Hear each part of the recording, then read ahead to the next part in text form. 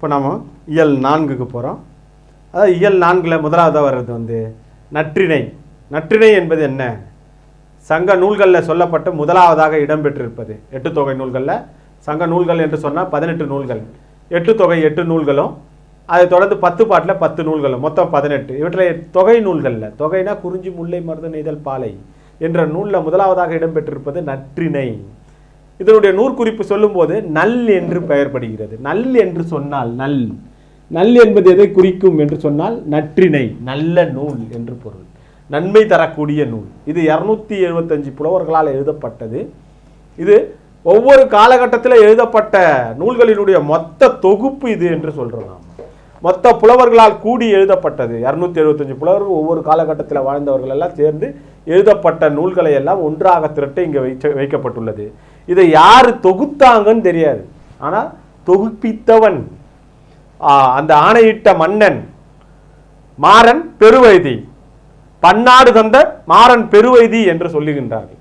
அவன் தான் இப்போ தொகுப்பித்தான். தொகுப்பித்தவன் யாரு? பன்னாடு தந்த மாறன் பெருவைதி, நற்றிணையை தொகுப்பித்தவன் என்று நாம் இது வரைக்கும் சொல்லிட்டு இருக்கோம். இங்கே நாம் கொடுக்கப்பட்ட நூல் மிளைகீழான் நல்வேட்டனார் எழுதிய நூல்.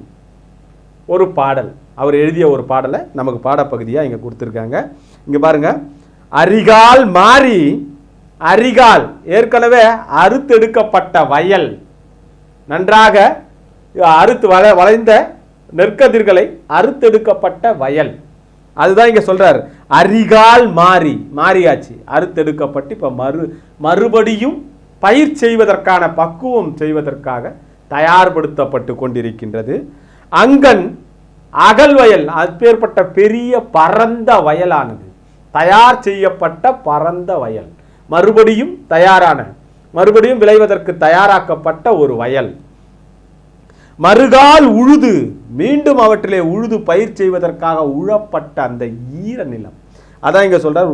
உழுத ஈரச் செறிவின், அங்கு ஈரமான அந்த மண்ணின் வித்தோடு சென்ற, வித்தோடு என்றால் வித்து, விதையோடு சென்றவர்கள், வட்டிகளிலே, வட்டி பற்பல, வட்டிகள் என்றால் பனை ஓலையால் செய்யப்பட்ட பெட்டிகளிலே விதைகளை கொண்டு செல்லுகின்றார்கள், விதை நெல்லை கொண்டு சென்று அந்த வயலிலே தூவுகின்றார்கள் என்று சொல்றோம்.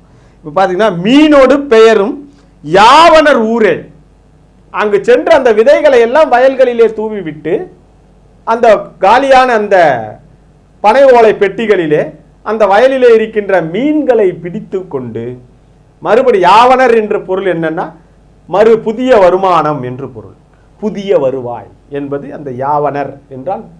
ஊரே என்று சொல்வது ஊரனே என்பது அந்த ஊரினை சார்ந்தவர்களை குறிக்கின்றது. அப்பேற்பட்ட மக்கள் வாழ்கின்ற ஊர், மருத நிலம் என்பது இதனுடைய பொருள். இப்போ பார்த்தீங்கன்னா, நெடிய மொழிதலும், மன்னர் முன்னாடி சென்று பல வகைகளை பேசி பரிசில் பெறுவதும், கடிய ஊர்தலும், மிக வேகமாக தேரிலேயும் யானையிலேயும் குதிரையிலேயும் மன்னர் முன்னால் விரைந்து சென்று பாராட்டு பெறுவது செல்வம் அன்று. அது செல்வம் அல்ல. ஒருவனுக்கு செல்வம் என்று சொல்லுவது மன்னர்கிட்ட பாராட்டு பெறுவதல்ல, இல்லை யானைகளிலோ குதிரைகளிலோ தேர்களிலோ நம் விரைவாக செல்லுவது செல்வம் அன்று. செய்வினை பயனே, அது நம்ம முற்பிறப்பிலே செய்த நன்மை தீமைகளின் அடிப்படையிலே வரக்கூடியவை என்று சொல்றாரு. அடிப்படையிலே அவை தோன்றியவை, அது செல்வம் அல்ல நமக்கு. அப்ப எது செல்வம்? சான்றோர் செல்வம் என்பது சேர்ந்தோர். சான்றோர் செல்வமாக கருதப்படுவது நம்மையே நம்பி வந்தவர்கள், சார்ந்தோர், நம்மை நம்பி வந்தவர்களை நாம் புன்கண் அஞ்சும் பண்பின், அவர்கள் நம்மை கண்டு அஞ்சு ஓடாத வகையில் அவர்களை நல்ல முறையிலே நாம் பாதுகாப்பது தான் இங்க மென்கண் செல்வம்.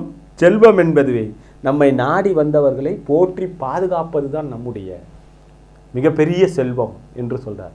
நமக்கு கிடைக்கிறதுலேயே மிகப்பெரிய செல்வம் எது என்றால், நம்மை நாடி வந்தவர்களை நாம பாதுகாப்பது தான் நம்முடைய செல்வம், மற்றவை எல்லாம் செல்வம் ஆகாது என்பது இங்கே பொருளாக சொல்லியிருக்கின்றார்.